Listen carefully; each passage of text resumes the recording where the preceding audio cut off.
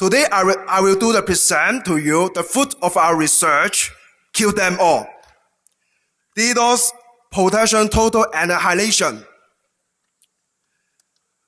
First of all, now I'm working in NetSecGuard, a company. You can do any research you want. In here, we have many talented people. He is inspiring us. Make sure, let me have many creative ideas I can share today. I will show you how we try to bypass all the long solution, all the DDoS mitigation solution, and service provider.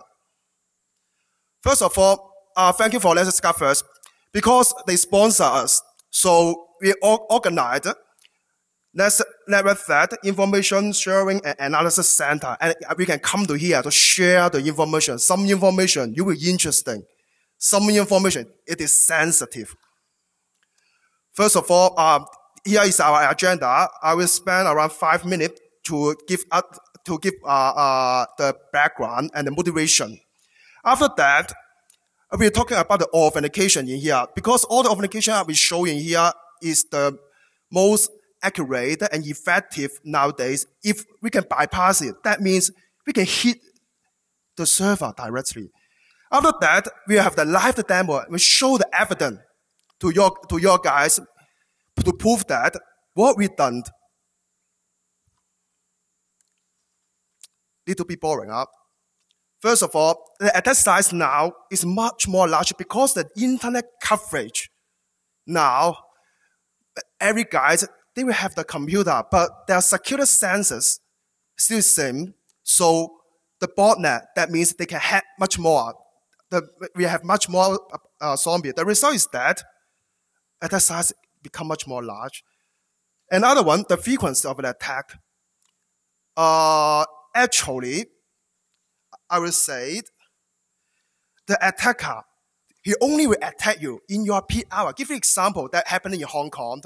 One of the stock exchange, they are under DDoS attack. The result is that the whole Hong Kong stock market is stopped that date. Another one, the complexity of the attack, because the bandwidth attack is expensive. So the result is that they try to make the attack much more complex. Give example, I use the 10 gig attack to terminate some service, but now we just use maybe 2 megabits per second. The layer 7 attack, we already can do it. After that, the result is the cost is talking about USD 6 million per hour. So let me introduce the attack known today. First is a volume metric attack. Just use one sentence. They only focus the attack size. No matter is TCP, UDP, ICMP, what kind of the meta code, they only focus the size. Another one is a semantic attack. Maybe I use another terms, protocol-based, application-based. They are attacking the weakness of the protocol. Give an example, GetFUD, slowest attack. They are attacking the HTTP protocol and TCP protocol. Now, they are focused on the application level. Application level, that means maybe they are attacking the database, API. The last is the bandit attack. Bandit attack actually is the idea, use one DDoS attack to hide another DDoS attack. Give example. There are 30 gig of the same file is attacking you. In the same time, they will send the layer 7 attack. But this layer 7 attack may be just 1 megabit per second, but this complex attack will crash your server because they confuse you. All your focus is, the graph is all your level graph is the same file, something like that. But you misunderstand that because they use the application attack to attack you and crash you. First of all, we have the measures in here to show you. The measures is a summarized characteristic of the volumetric attack and semantic attack. The S-axis represent the attack complexity. The Y-axis is represent the attack size. In here, we see some mitigation we can use in here. All is the basic mitigation, but the most important aspect of the mitigation start with detection. So we can add this one, because if we cannot detect the attack, how will we mitigate it? And then we have the detection in here. The main thing, we can classify in 3 kinds. Rate measurement, baselining. There's a use the rate base and flow base.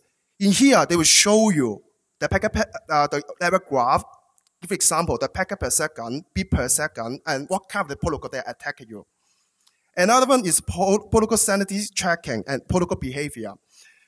Protocol sanity is the focus on to tracking the malformed protocol. Protocol behavior, this one is focused on the traffic utilization. Application log, actually maybe we will give you some hints under DDoS attack. So if we combine all together, we will become the big data analysis. So this is our tools, kill them all. Actually, we have the 3 sessions. I will show you how we attack to bypass all the detection I showed you before. First of all, I will focus on the TCP option and HTTP option. At last, we're talking about the authentication bypass. Something we are doing automatically. Give example. We can we have the traffic pattern simulation, just like the traffic behind the policy. I will explain detail in the later. Another one, we have the HTTP header simulation. So the result is that the attack traffic is same as the normal traffic. If you drop the attack traffic, that means you drop the normal traffic. So how we do it? First of all, we use the policy in here. The program we will use in the same connection. We will use the same user agent. When we send the attack out, just like the traffic behind the policy. So in this one, when we send out the attack, you try to analyze it. You just seen that all the attack just like come from a policy. This one can empower the attack. Another one is HTTP header simulation. In this case, because the HTTP header will be changed during the request. Give example, the first request we send to get a web page in the HTTP is access sing/sing. That means we didn't know what we need to take. After that, the server replied to you. So with second request, we will show you just in here, access image GIF, image JPEG, image something. So in our tools, we automatically to do this one, just like the real traffic. Because the given now, all is the same, the pattern. Our pattern will change as same as the normal traffic. After that, we will focus on the TCP option and power.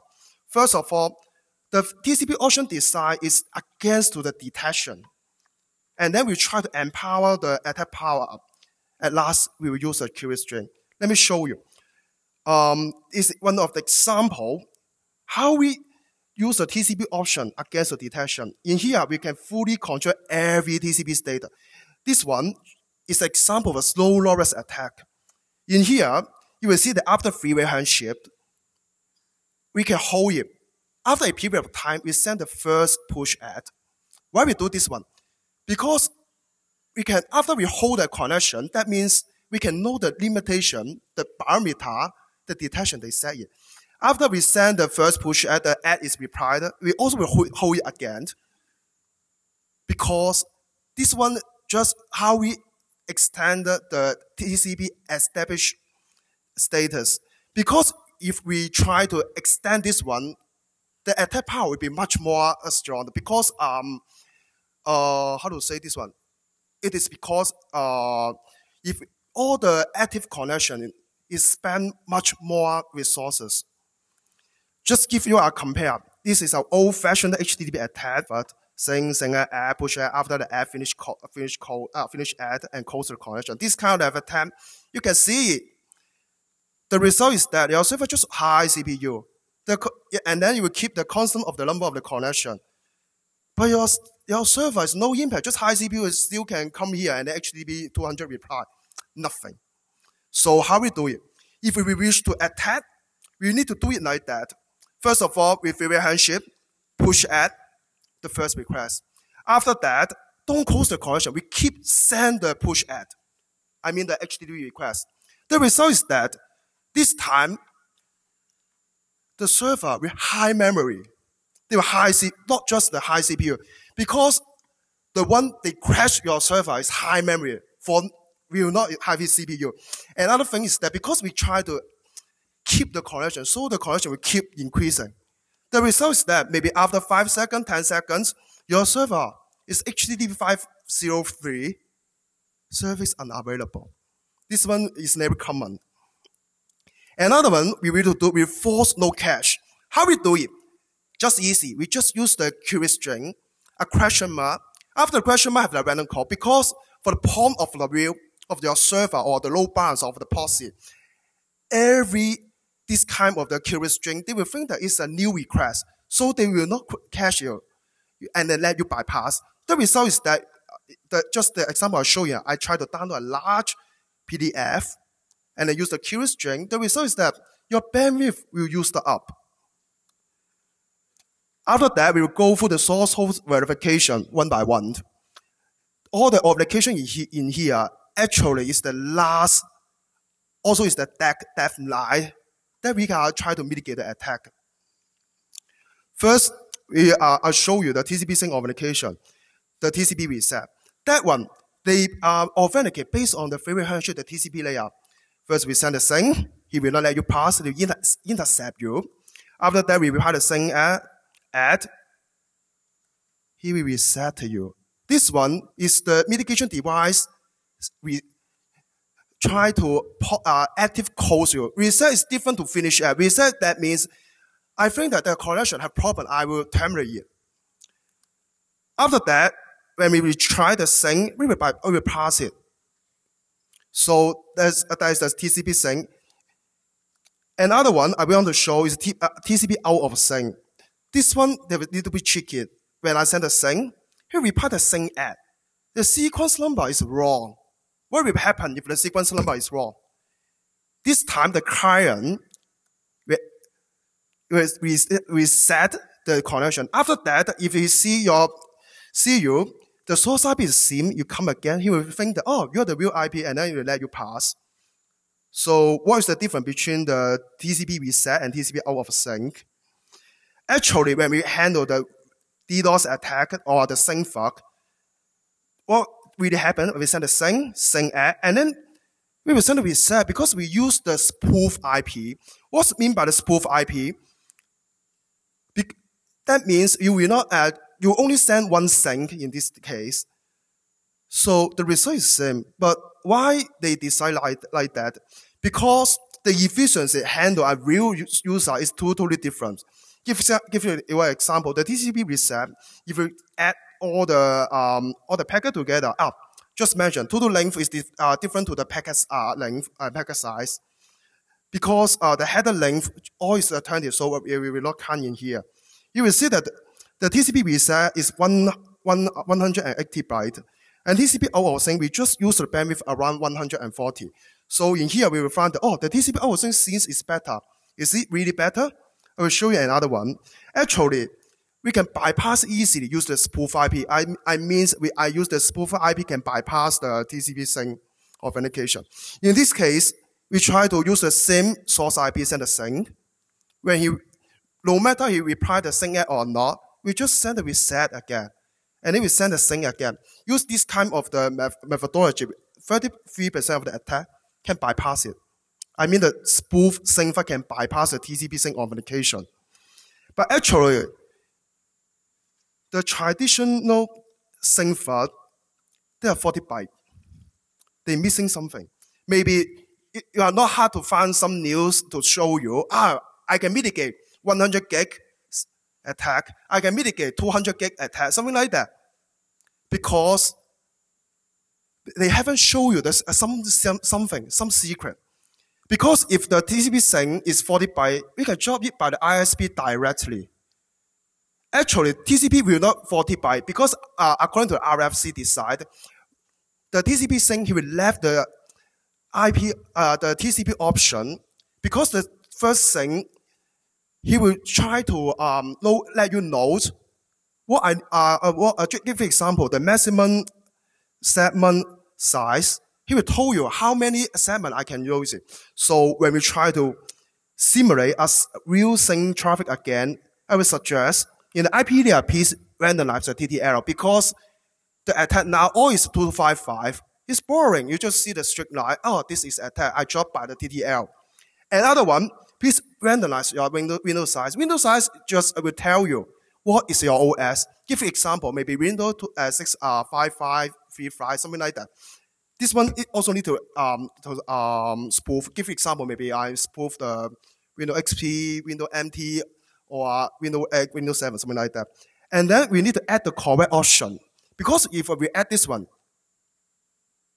the ISP cannot drop it easily this time.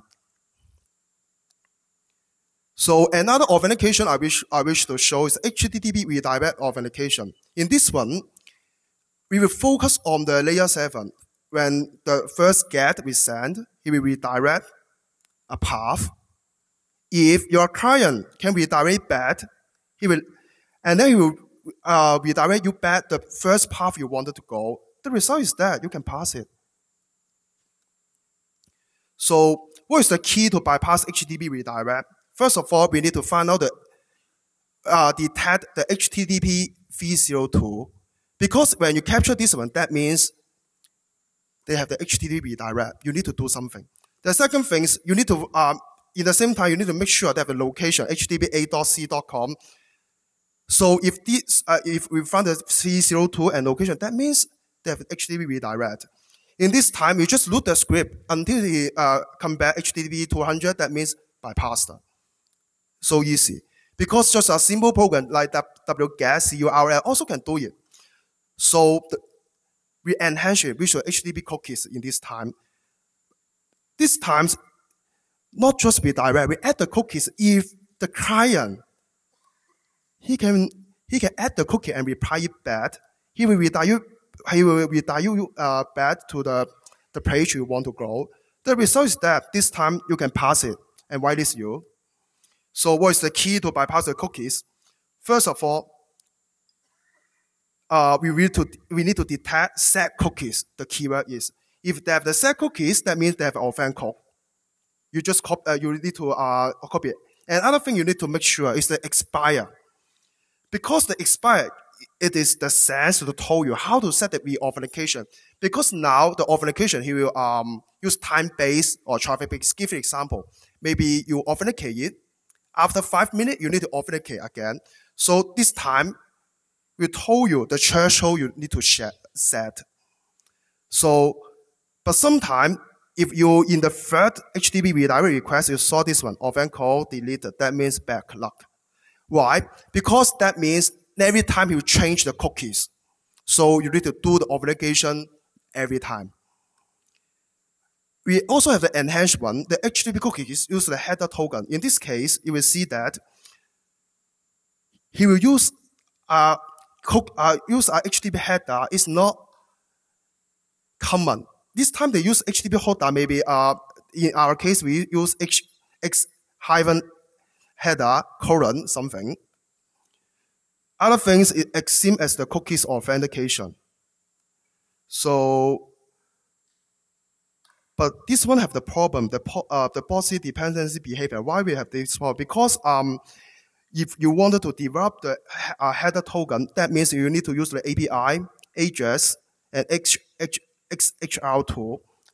But the problem is that this kind of the technique till now is not comparable to all of the browser. The result is the render cannot fully use all the function.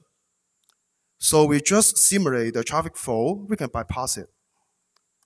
And then we have the JavaScript offend. Actually, this one is most challenging now. Again, we send a GET. I will give you a hint. He will give you a JavaScript. And then he will ask you to calculate something this time. If you can calculate and post the result, he will redirect you back to the index page. So he will whitelist you and you can pass it. The key to bypass the JavaScript is that, first of all, JavaScript is client-side program. What does it mean by client-side program? That means you just open your Wireshark, HTTP watch, you can find the path and download it. JavaScript is human can understand. That means you can read it, analyze it. After that, we can use a different algorithm to bypass it. First of all, after that, we can calculate the result, just simulate the traffic flow and bypass it. All the guys doing this one now. Another one is that we use the client deployment mode and server deployment mode to cover the method. Actually, we use the auto bypass. I will show you because our program is just 1 megabyte.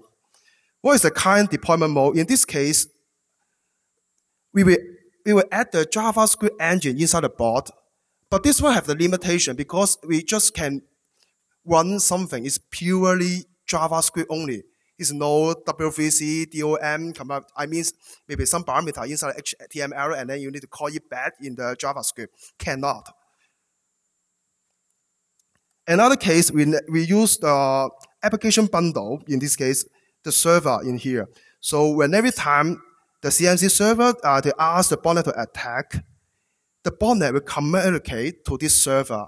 He will send back, he will zip the file and send back to the server, and then he will show a calculation by this server. After that, he will give back to the client and then to bypass it. Okay. The captcha, actually this one, I would say, is the most effective and accurate, but the problem is that the user experience very poor because sometimes people also cannot understand the captcha. Again, just same as the JavaScript authentication. This one, he will use the, after you fill in something and post it, and then we redirect back, and then you can pass it. So, what is the key to bypass the captcha? I have something wrong, but never mind. First of all, we need to find out the path of the BMP. I mean the offend page, just the captcha page. Because if you can download it, that means you can use some algorithm to bypass it.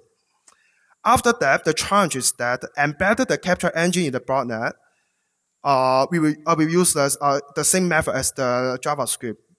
Just simulate the traffic flow, use the client deploy model, or use server deploy model. But actually, if you come to DEFCON, you'll find that we have many captcha engines. We can download it and then can use it and add in our program. So this is the summary of the source host of our verification. First of all, they will verify you are non-spooted source IP or not. After that, the HTTP redirect and cookies, they will verify is it HTTP compatible appliance or not. Now, JavaScript, they will verify you are the real browser or not. The captcha, he will try to verify you are real human or not. After we bypass all of them, we can attack directly.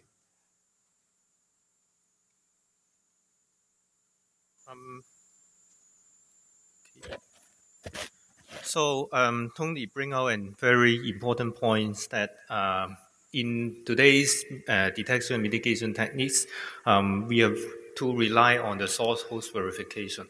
And once we can bypass these verification, we can get to the back end directly, and the attack are all to the back end. So our proof of concept tool is trying to bypass this authentication. First, we try 3 times because the first time expected TCP sync authentication, it will fail because it will reset you or it will send a wrong sequence number to let you reset.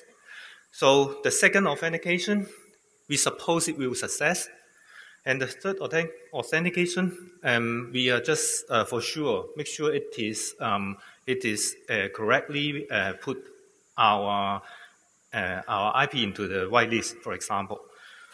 And also to make the attack or the authentication more like a real user, we will have a true TCP/IP behavior handled by the operating system TCP/IP stack directly. And also from the POC tool, especially the cookie authentication, the HTTP cookie will be carried on the following attack packets. because even you are putting into the whitelist, if you don't have the cookie in the subsequent attack, you might be blocked. And also the JavaScript we are implemented using a using something like a Spider Monkey or V8 JavaScript engine. Currently, we don't have a Doom implemented in that included, but this is just a matter of time. And finally, about the capture, as you can see, or in the coming video, you will see how this screen comes from. The design is that to make our attack tool sending a correct capture to back to the mitigation device. The design is that we first convert the color image to a black and white and maximize the contrast, and then apply the median filter to filter out the noise, and then segment the word into individual characters and find out the boundary of each of the character. Finally, we simply calculate the pixel difference. You might think that this is very rough implementation, but it can successfully break the capture by more than 50%.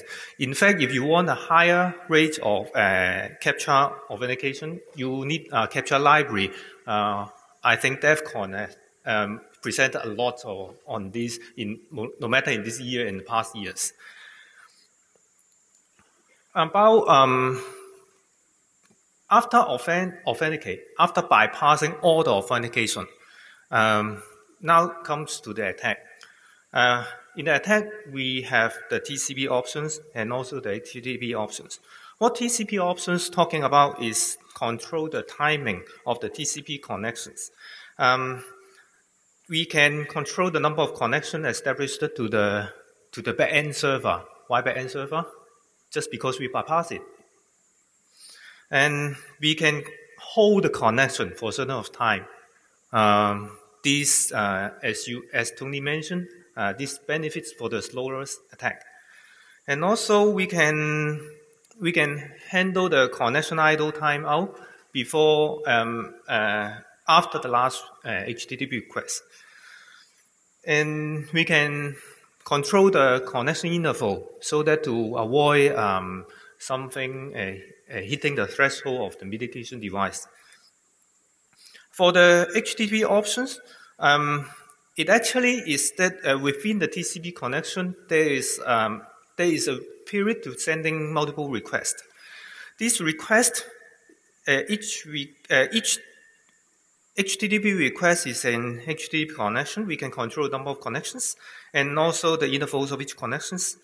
And now we are showing the video. Let us see how it runs in real examples.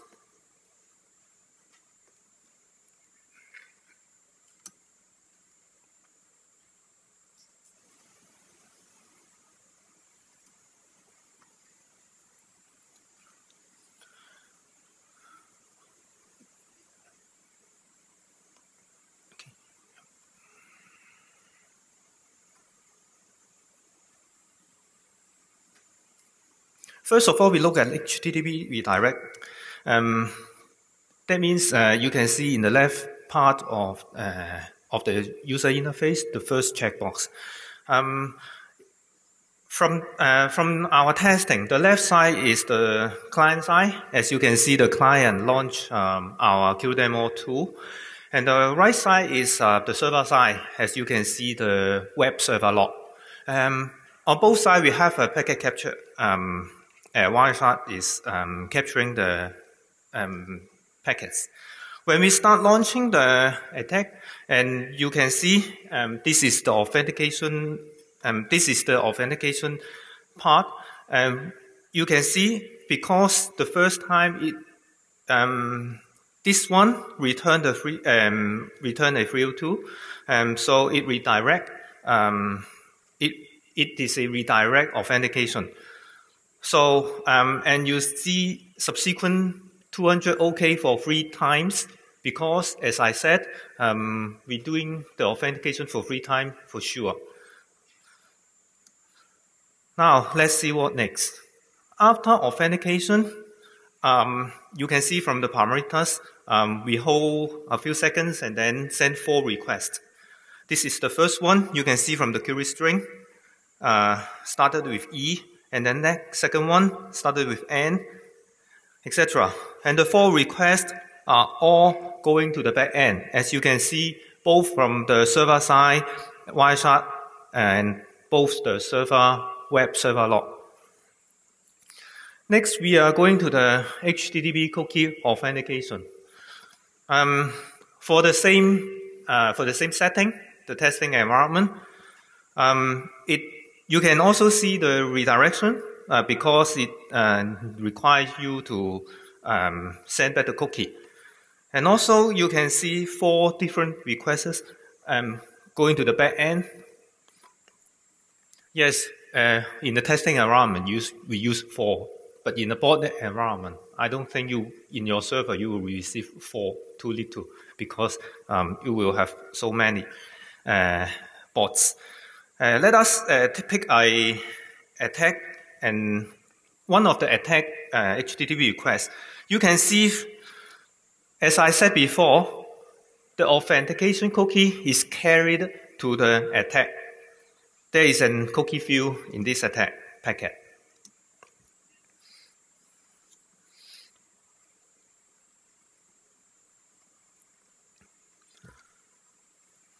Now goes to the JavaScript authentication.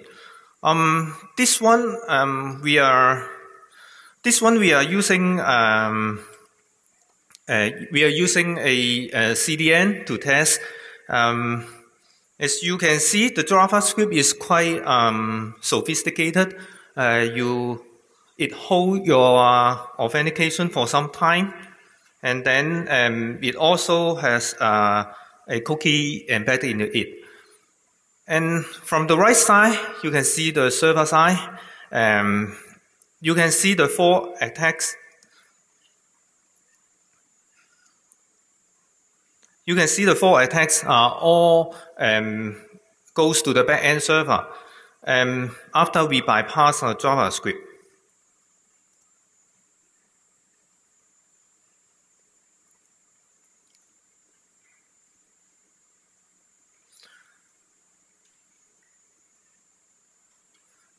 Let us take a look at this one. And as you can see, even if this is JavaScript, it also has a cookie field there.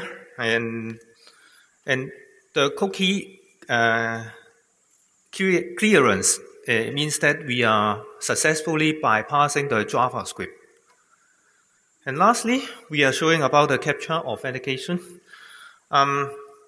This one with the same, and you can see from the authentication phase, the mitigation device has the captcha image, the bitmap sent back, and then we have the 4 subsequent attack goes to the back end.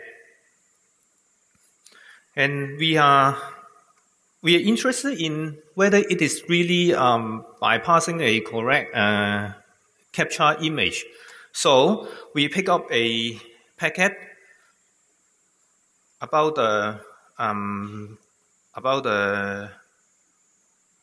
after we recognize the bitmap and send it out, and you can see this is a WMGK which match the original bitmap.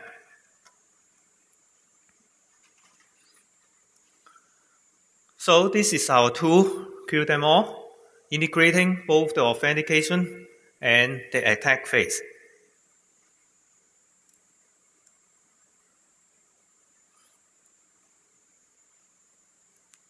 As you can see from the video, our tools simulate the true TCP/IP behavior through the OS TCP/IP stack, and we have a believable HTTP header so that no matter it is a mitigation device or a cloud CDN environment, it believes our HTTP headers are true. And also we have embedded JavaScript engine so that it will not it is not bulky, it is lightweighted. And also we have our OCaptcha solving capability. And to maximize the successful rate, we randomize the payload, including HTTP headers such as user agents, and also tunable post-authentication, timing, and traffic models. In conclusion, all these settings making it indistinguishable from human. How indistinguishable it is? You can see. We get from our testing, the date of our testing, you can see from the slide. We try for, this is the CDN, we tried for 11 times, each time we have 4 requests. So you can see 44 requests. And from what the CDN portal, we can see that all are regular traffic. No bots, no threats. 44 is a small number. In real life, you will receive 44 million. So, it comes testing environment. For the device, that means for the four authentication, some are doing on the device, some are doing on the CDN. This is the setting that against the device and against the cloud, we put the server behind the mitigation device and the client side on the other side of the internet. This is the result and summary. And I'm not intended to talk about here, but you can see we do a lot of testing to make sure it is all bypassed and the attacks are successful. These are all as well. These are the 2 secure CDNs. So it comes to the end of our presentation, and you can check out our new version of tools here. Thank you.